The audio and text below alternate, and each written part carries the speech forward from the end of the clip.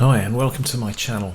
I just wanted to do this video to highlight this plugin that I bought a few days ago called Cycles from a company called Slate and Ash. And actually I read about it and I saw they do another product called Auras, so I bought the bundle because they both seem like brilliant instruments to me. But Cycles is the first one I've got into and has caught my attention completely. And I just wanted to do this video not as a sort of a tutorial or anything, but I just wanted to show how good I think it is at taking user samples and doing something really musical with them, because I've got other VSTs and plugins that do sort of sound mangling stuff that I really like, but sometimes they only use their own presets and you can't import your own audio, and sometimes you can import your own audio but it never quite sounds as good as you'll hope, and you know, it's a question of the right things sound good, but it's working out what the right things are, and it can be a frustrating and sort of disappointing experience to try and put your own audio in and get some good musical sounds out of it. But the first thing that I looked for with Cycles was, can you import your own audio? And you can, and really after just very quickly checking the presets, which sound awesome, I have to say, I was straight into trying to put my own stuff in, and I was so pleased. I just thought, for me, for the sort of stuff that I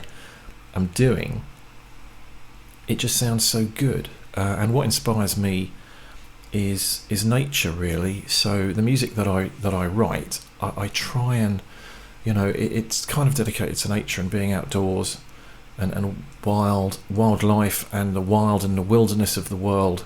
Those are the things that inspire me, and I've sort of been looking for something for a while that can produce sort of evolving organic textures that you might look at a stream running past and just think of the sort of textures that or rhythms that Mother Nature is kind of producing in a scene like that, and trying to come back home into my own musical recording environment and produce something that has that kind of evolving organic texture. And for me, Cycles is absolutely doing it. And as I say, being able to go out and maybe get field recordings, but also just put my own synths and hardware, and not even just hardware, but plugins, stuff like for instance Spitfire chamber strings, putting a violin or a cello through it and mangling it up and seeing how that sounds, because I absolutely love orchestral sounds, particularly string section sounds. I think sort of violins and cellos and violas, just a scratchy, I love the kind of scratchy rosin on bow feel to that kind of thing, and being able to mangle up that kind of sound as well, that's fascinating to me. And this is why I wanted to do the video. I just wanted to sort of highlight how well I think your own audio works with this. So anyway, let's get cracking now. That little piece that I just played, that was really just one note, and I was just running through the granular engine. And again, if I just play it now, I'll just play middle C. And what I've done is the first four of these controls I've mapped to, I've got a chord Kronos, and I've just mapped it to 4 sliders on a chord Kronos, so I can pull them all down and the sound will almost come to a halt. Actually the first 5 controls, because the 5th one I've got on the low pass filter. But let's open that up. Right, so the second control along here is density, and this is how often something will play, and we can see something came up there. And what shows here, that is fainter because it's quieter than the last one. If it's the other way around, it shows it's playing it in reverse, but this is just a section. From here across to here is the sample I put in, and this is just playing one quick section of it. And if I up the density, then it will play more. This control is the envelope.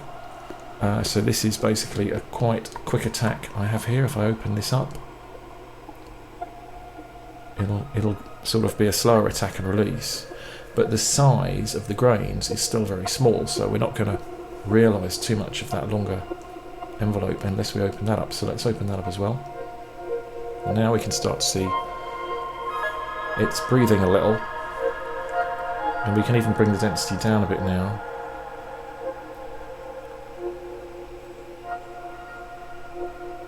And then finally everything's coming up over here because the position indicator is on the left, although there is a random element which just pushed that one over there. So if I move the position up, which as I say is mapped to a slider on my keyboard at the moment, I can push this up, and as I push it up the grains will move along through the sample and it will start giving me grains from further along. So I can open the size up a bit more, the density and the size. And I'm starting to pick up some really nice longer stretches of the sample now. And there are other controls. This is the volume, so you can up and down the volume of it. At the moment that's on 0. This is the tuning, so again that's on 0, so it's following the tuning of the sample. But I'm on a mode here where I can play it on the keyboard anyway to the right tuning. And this is the scale, so you can have the scale, the tuning will be affected by the scale that you set.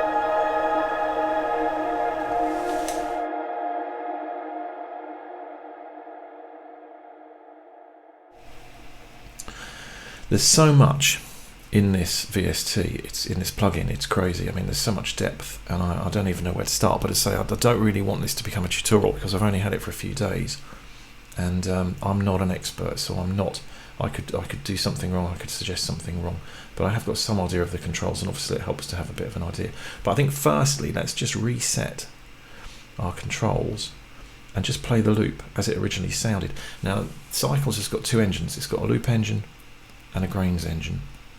If we go back to the loops engine and just reset the state of that, I can play the original loop, and this is what I originally recorded.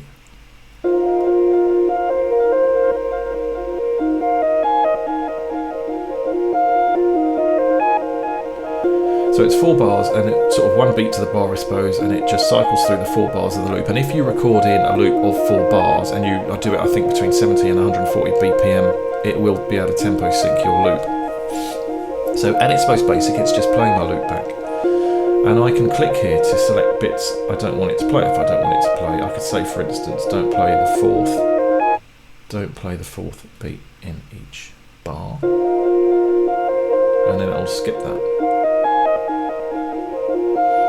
Or don't play the first and the fourth, and then it'll just play the second. And sorry, the second and the third.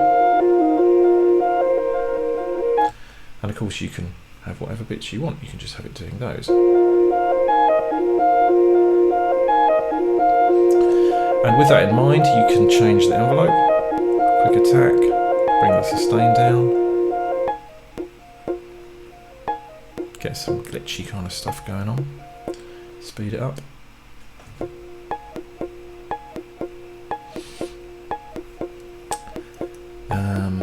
You can use the filter, low pass, high pass. Put the resonance in, which you hear as you bring the filter down. There you go.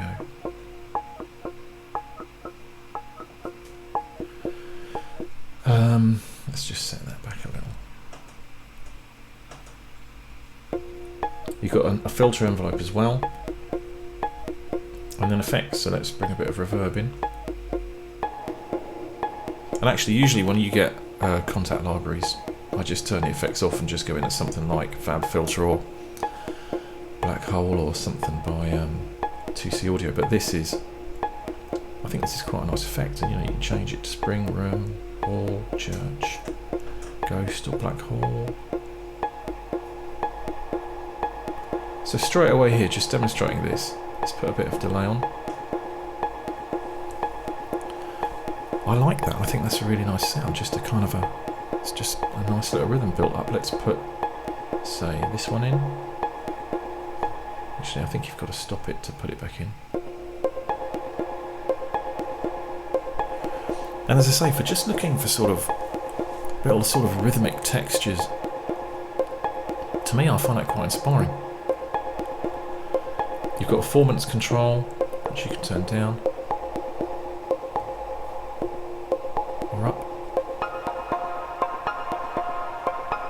So lots of controls just along here. EQ, you've got low, mid, and high.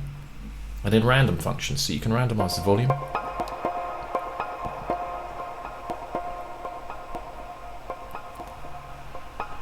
Then the pan, octaves and fifths. So let's bring them up. So obviously the percentage is the percentage. I guess if it's on 50, there's a 50% chance it'll play up an octave or maybe down, and fifths, similar sort of principle here. So we can set this kind of thing going.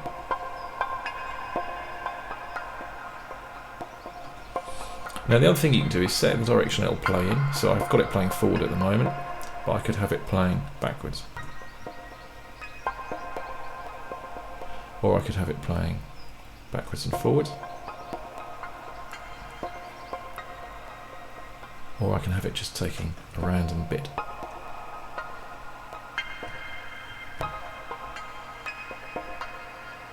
And again, you can kind of have how many blocks are in each grid. Or I could go up like this, look. I think 16 is the most. So, and it's just sort of time dividing the grid based on which ones I'd click to be active. But obviously if I stopped it now, I could actually have, you know, whereas this was just one block before, now I'm into 16, I can put just a certain other blocks on.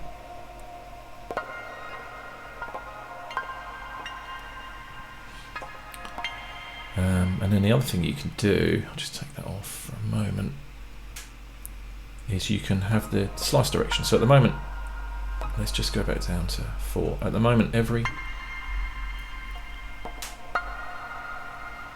one of these blocks is playing forward, but I could actually, if I take the slice on, I can actually say, well, play each one backwards. So it's randomly playing one of these blocks, but when it plays it, it's playing the audio slice backwards. And again, you can have forward, backwards, backwards to forwards, or random.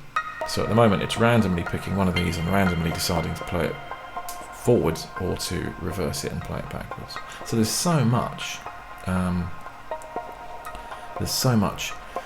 many options in here. And just looking at the keyboard to explain what you're looking at here, these red keys basically set the pitch, so it's playing that in C, which I think is the original pitch of the sample. And each one of these blue keys higher up in the keyboard is playing a separate loop. So I have this loop, this sample I've imported is set to F. And if I wanted to change it up, I can click on there, and now it's going to play in the key of E, or at least as E as a root note.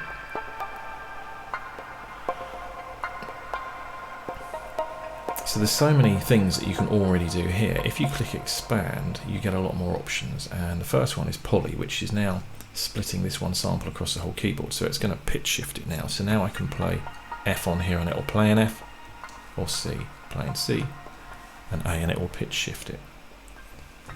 And you can play chords.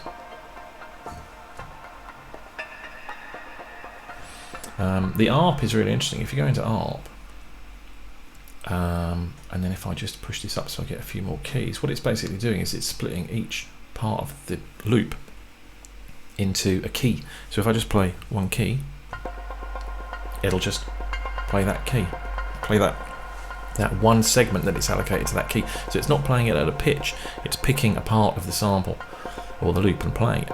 So if I were to play 3 keys, it's going to ARP between those 3 slices of the sample. But again, if I wanted to change pitch, I'd have to go here and do it.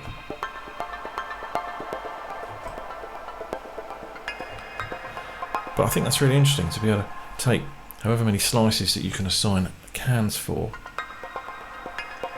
and have it playing between them, just to really change the kind of the rhythmic structure. And of course it also makes you think, because you've got a loop that you can import that's 4 bars, you know, you could, for instance, import a loop that for the first 2 bars was just, say, the note of C, and then for the next 2 bars arpeggiated around the note of C, and that opens up all kinds of options as to when you start arpeggiating onto the second half of it with a longer, if you had a longer slice, you know, if I was to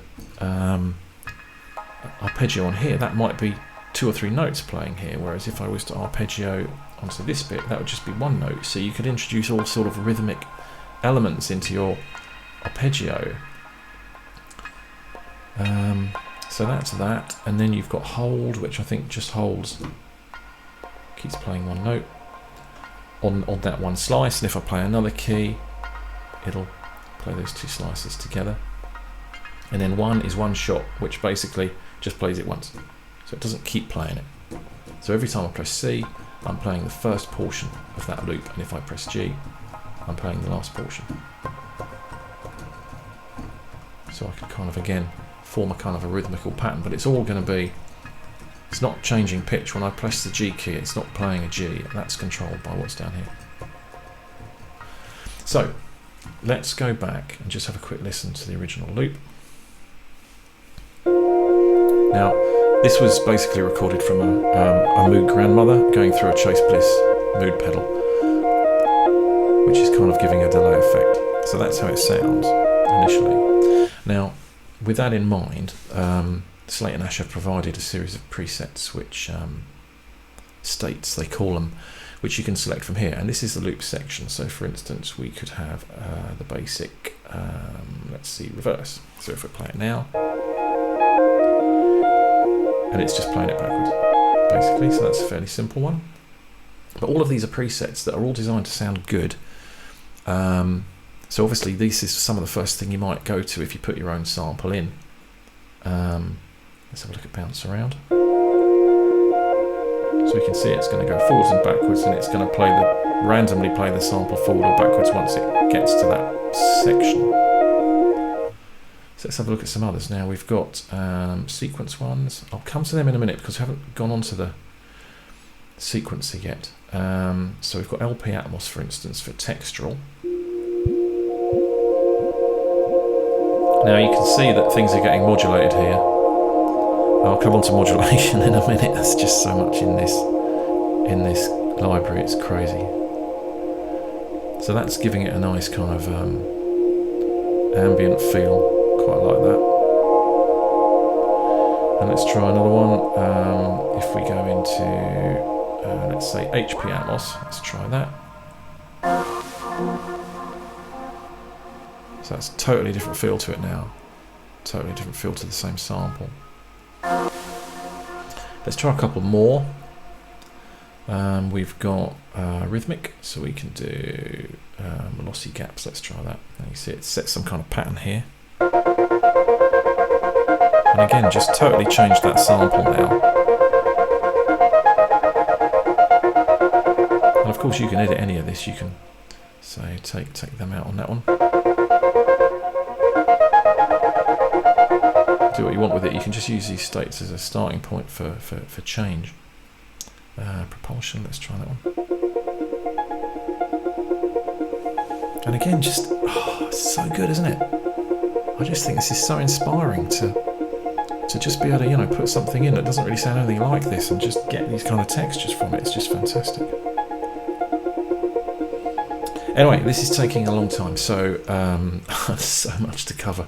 I don't know how far I'll get really. But anyway, let's just quickly explain the sequencer. So the sequencer's on this one, and this is the sequencer. And basically this gives you 4 areas that control 4 different aspects. One is pitch, second one is position, the third one is volume, and the fourth one is direction. And they follow the theme of what the plugin was doing in the past, which is pitch, for instance. It divides your sample up into 32. And effectively it runs through these. But so for instance, every one of this is all grey, and pitch is 0. So what that means is the pitch isn't going to change. It's just going to play your sample as it goes. Position, it's going from black to white, which is position 1, to position 32. So it's running through the sample in order. Volume is all 100%, and direction is all forward. So basically this is a very simple sequencer pattern that is just playing the sequence through. Now what you can do with this is you can take something and say, well, okay, at the end of each one I want to change the pitch. So on this one you just click and drag, and I want the pitch going up 3, and then on this one I want the pitch going up 5, and on this one I want the pitch going up 7, and on this one I want the pitch going up an octave, 12. So let's listen to that.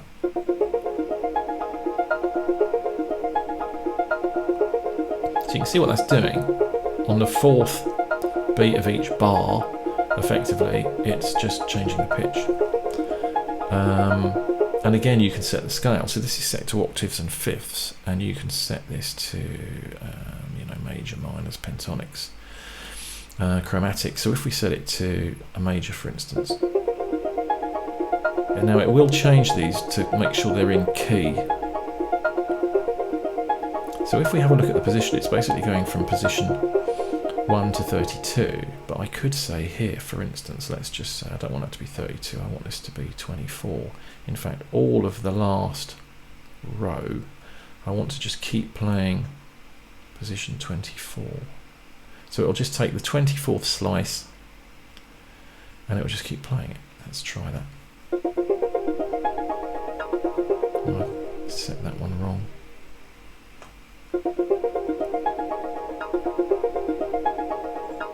And again, with volume, you can change the volume as it goes through and the direction. So if I wanted it to play the last 4 backwards.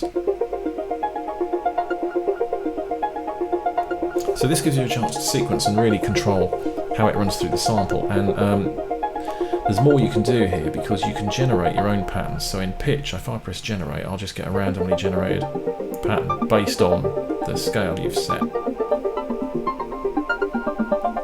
And you can reset it back. But also, apart from the patterns you can generate by clicking them in yourself or randomly generating, you can also select here, there's A to Z on pre-built sort of patterns. So if I select on here, if I select E, this is what it's giving me. And again, I can do that on here. I can select a D on there. Volume, I'll go for pattern N. Direction. So this is giving me this rhythm. And on top of that, you can set patterns down here for how it actually moves through each grid, because at the moment they're going through each one in a sort of logical cyclical order. I can change the pattern here and then it'll change what it does. And you can change the rhythm as well, so it doesn't just do each one at a time. So I can select, and there's A to Z here, so this is changing the rhythms. You can change the box it starts at, so you can have it start at 3, and for instance, if you want it to repeat each one twice, do that. So again, just a huge amount of stuff you can do. You can change the speed, you can latch it, so you don't have to keep holding it. You can change the length and the sort of the grid division, which effectively changes the speed. So just masses you can do, and you know, it's just tweaking. It's a dream for tweaking. And you know, I certainly find there are times that I've come in from a day's work and I'm tired, or I've had a long day, and I want to do some music, but the idea of sort of going in and starting something complicated, it's hard to get your head around. But being able to just come and just put a sample in here and tweak it and mess around with it is just very sort of creatively rewarding without being too mentally draining. So anyway, let's go on now to the grains, which is what I started with. So if we go back to my original loop, which was this, we'll just reset the grain state. So this is what it's doing. Now again, let's have a listen to, I remember this is my original loop. So if we just have a listen to some of because here, if you click the plus, you get the states. So this is some of the presets for grains, and there's some nice ones here, stuff like ambient. Now all of these basically presets are just set so that the filters, the effects,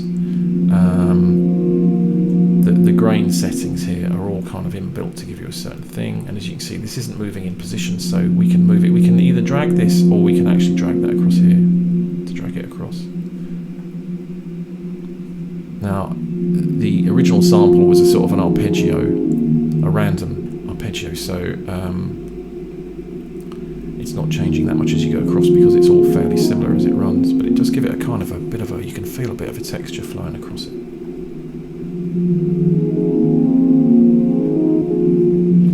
So now we're into this, let's talk about modulation. I'm going to go into polyphonic mode, because you can modulate everything. Every setting on this has got an LFO attached to it that you can also CC learn. So for instance, if we look at the position here, which again is taking it through here, if I want to move that, there's various things I can do. I can right click and I can say learn, and then I can push this onto one of my sliders on my keyboard. But equally, I can modulate it by clicking on position at the bottom, and I can say modulation on, and here we've got, this is the speed and the shape of the LFO. So if we come out of that now, we can see that that's going up and down, and as I play, that's modulating that to go across there.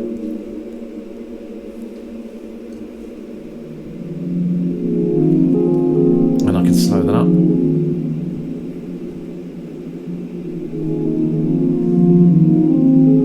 Now the other thing you can do, if you didn't want it to go, well actually let's try it with density, because let's just have that basically slowly panning across. Now density is how many grains it takes. So the lower you do it down, the less it's going to take. So it's going to take fewer grains now and work its way across.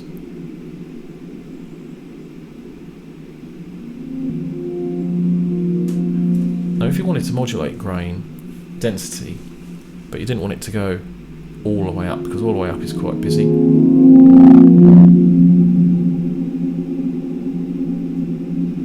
And all the way down is quite minimal.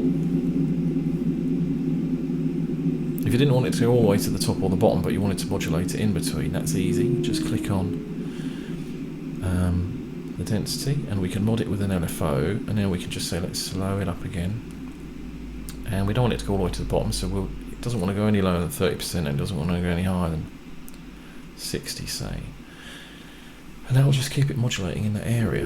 So now I can play quite happily, knowing that my sample is doing its own thing and kind of evolving in its own way as the position and the density sort of interact. And then I can perhaps concentrate on manually moving the envelope shape to get my own sounds. And you can modulate the reverb as well, so I could just say let's modulate the reverb.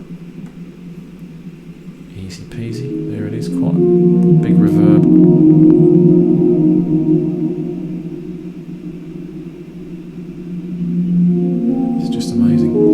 And apart from the grains that you can alter just in real time, let's take the modulation off that for a minute.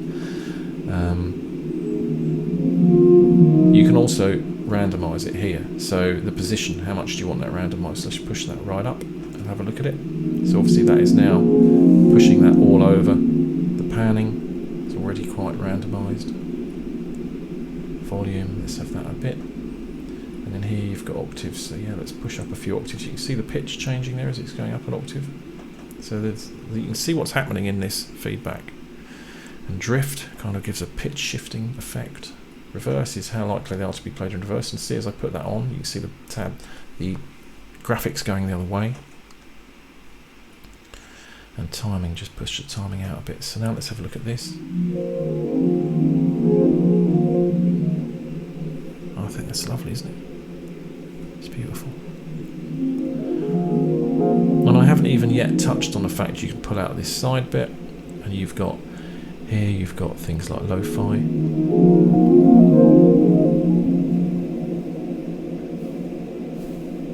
Adding kind of a bit of hiss and noise and mechanics.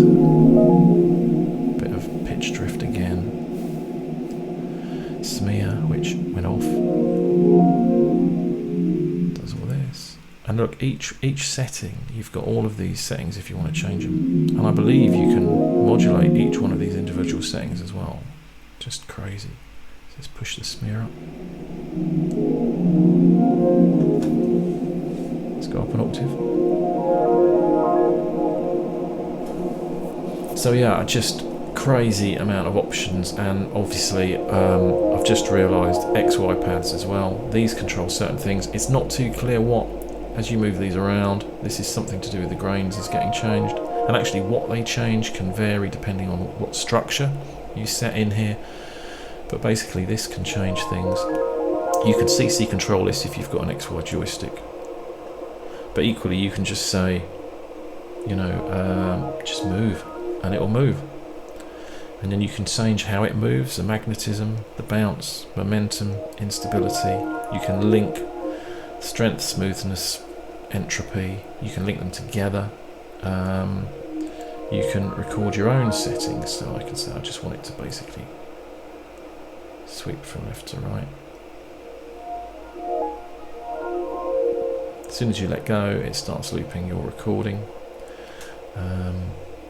Let's move. You can modulate each one with an LFO again, and you can sort of set just what part of the XY you want it to inhabit, just in case you only want it to modulate within certain areas.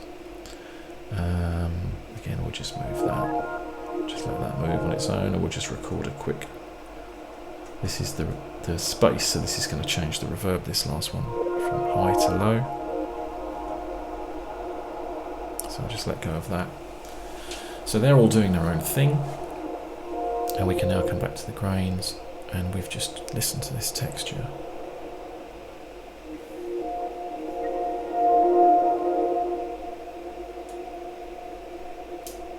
Now you can see the XY movements that I've done are all moving these. So even the degree of randomisation is changing. And also look, the size of the envelope is changing here, so it's all now, everything is moving.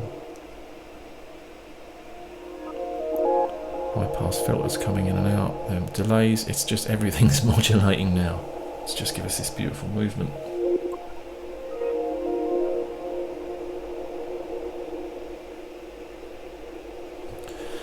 Okay, so I could just do this for hours. If we just come out of this again, let's just go back to loops and just set the loop state back to normal. So we'll just remind ourselves this was our sample. That's how it started. Now there's other things, and I can't, I don't want to, this video is going to get crazy long, but just as an example, I recorded these violins in Spitfire chamber strings, just a bit of a chord change on the longs.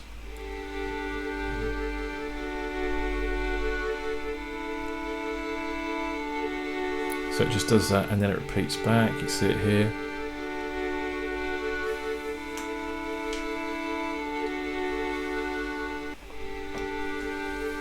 So let's just play with this quickly. Let's just go through some of the states.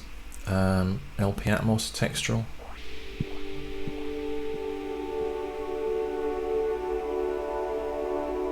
So that's quite nice. Let's try plucky on a sequencer.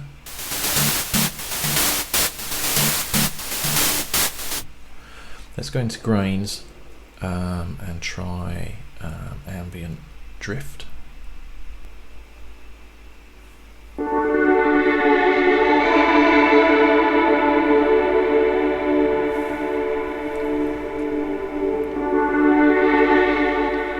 Let's try another one, let's try clouds.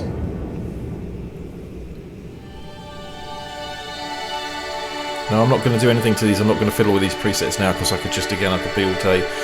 The only thing that the presets don't seem to do is the position. So obviously you could push that along.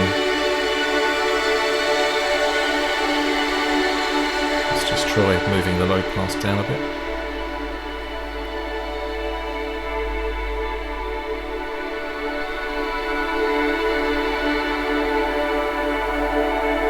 And it's beautiful. Quite a lot of lo-fi on that. Let's just take that down. Just get a slightly purer sound.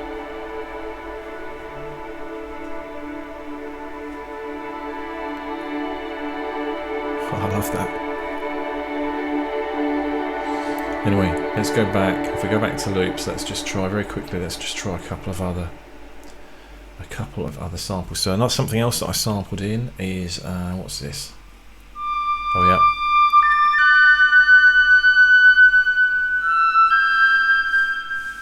Now that is Arp Odyssey through a Strymon Volanti. These loops aren't great. These recordings aren't great. They're not properly even. I couldn't get the metronome to work when I was putting them in. For some reason, that's Catalina, Mac Catalina. Thank you very much.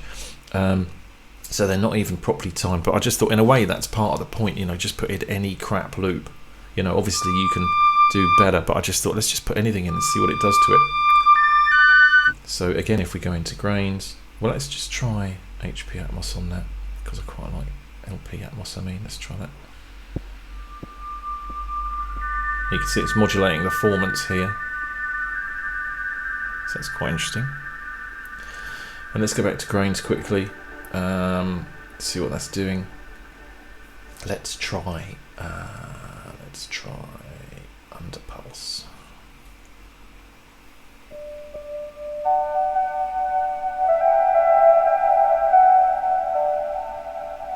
Oh, I like that. I like them all. Oh, that's modulating that this time.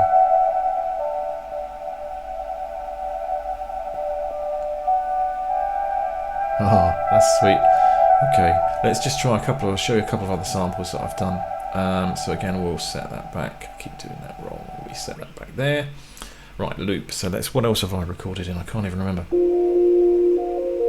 Oh, that's the Moog. So we've done that one. So what's next? As you can see, each one of these keys here plays a different sample, so you can build up an entire sample back here. Yeah. So this is Innovation Peak, just playing a very basic synth chord, but we won't worry too much about that because it's probably going to be similar to the violin, to that one in a way. So what else we got next? Cello. Okay, so let's do very quickly. This is emotional cello, just playing one note. Let's just see how the grains can do that. Let's put it into circles, which obviously is doing something with the XY pad. So let's try it.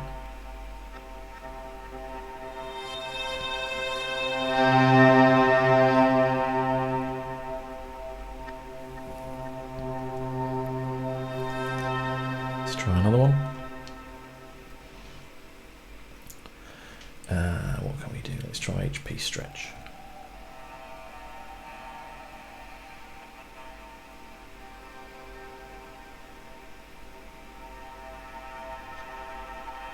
So again, nice sounds, I think. Let's just go back to show you what the original. I don't think I played the whole sample, so that was actually this.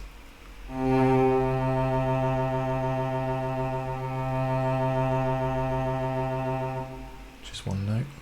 So the next one I've got this. Okay.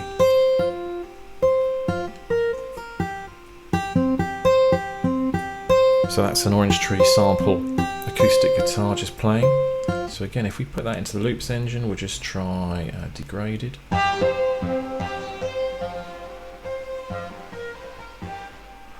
Interesting. Propulsion, let's try that.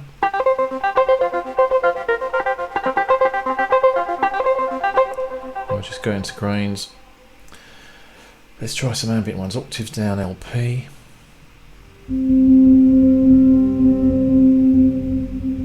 Oh yeah.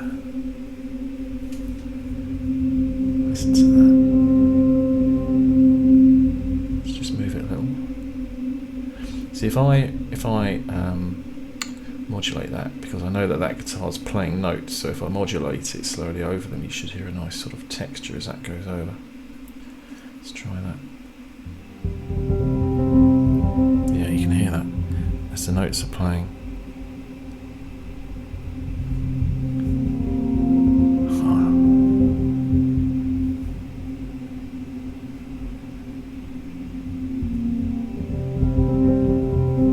Into the polyphonic mode so I can play notes. I'm just going to go up an octave.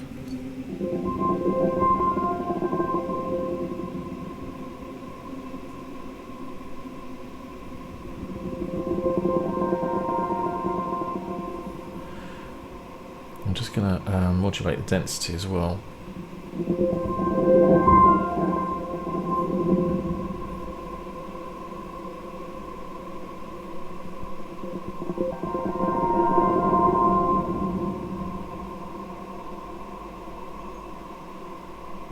Let's go down.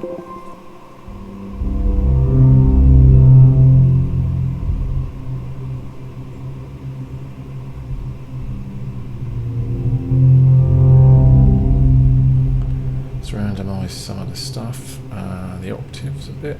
And what else can I randomise? The pan, bring that up, and reverse. Grains, and we'll just check the size down a bit.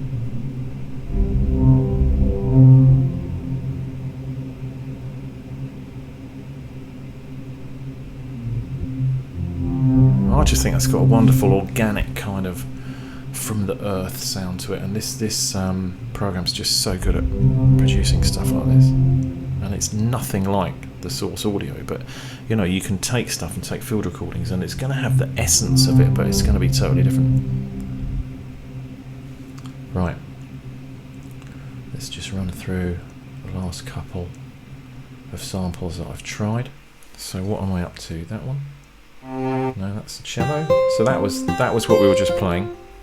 Let's try.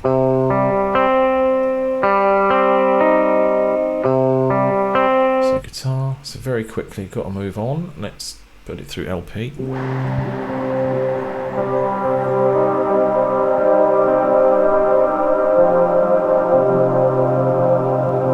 Let's try swells.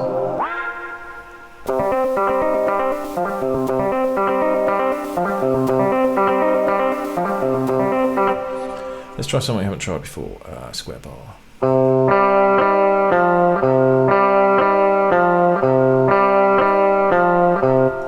And again, we'll go into grains quickly to give you a flavour of how that might sound. Let's go into another ambient one, under waves.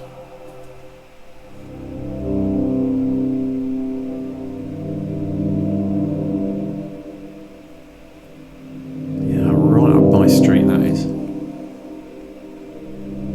Waves, a good title.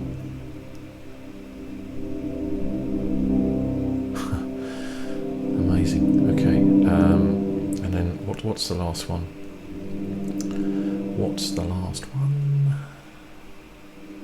I think I did one more loop, which is here. So this is again electric guitar, another Orange Tree Samples electric guitar, just playing chords. So let's just run through some of these. We'll try Rep Stutter.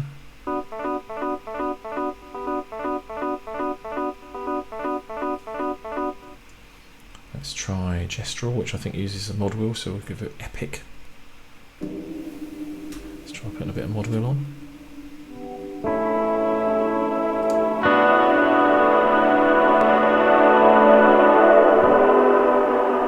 Yeah, so the mod wheel is controlling the performance.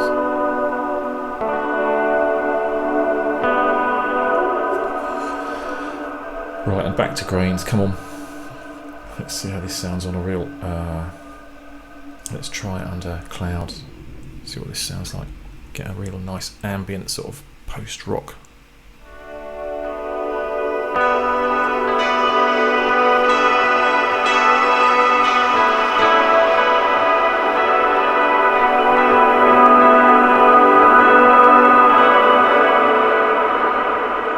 Definitely got that feel. Just got to tame it a little.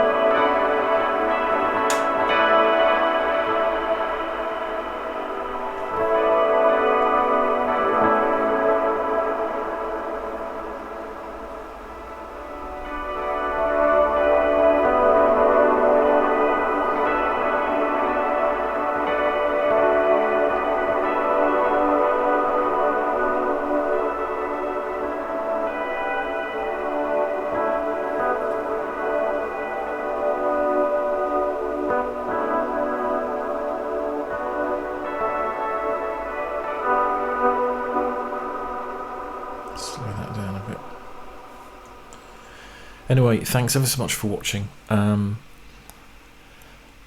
haven't even done any of the presets because I just think the presets are all great, and you'd hope that the developer would, would put good presets in. And I'm, I've been through some presets; they are all great, and I love them. But for me, the longevity of this will be decided by how good it is on importing samples, and I think it is fantastic for doing that. It really is. And I say my samples are all pretty rubbish, really. There's nothing special. It's just stuff VST's recorded in and sample libraries recorded in, synth stuff, just basic noodling. And I think you can do amazing stuff with it, and I'm really looking forward to using this. And in fact, it's inspired me. I think I'm going to go out and do something a bit avant-garde, and I'm going to go out with my camera and just record nature scenes and just try and come up with, just using cycles, just try and come up with little rhythms and textures that just match the scenes, and just have a sort of perhaps like a long half-hour or hour video that just, just shows just stuff outside in the wilderness, that just shows stuff out in the wild, with just little textures behind them. because I just think it just begs to do that sort of thing. And perhaps then you start building up some electronic ambient synth or some sort of string textures on top, some woodwinds maybe, I don't know, but it's just, yeah, just gets the creative juices going. So I'm off to carry on exploring, and I hope this video has been a little bit of help. Thank you very much for watching.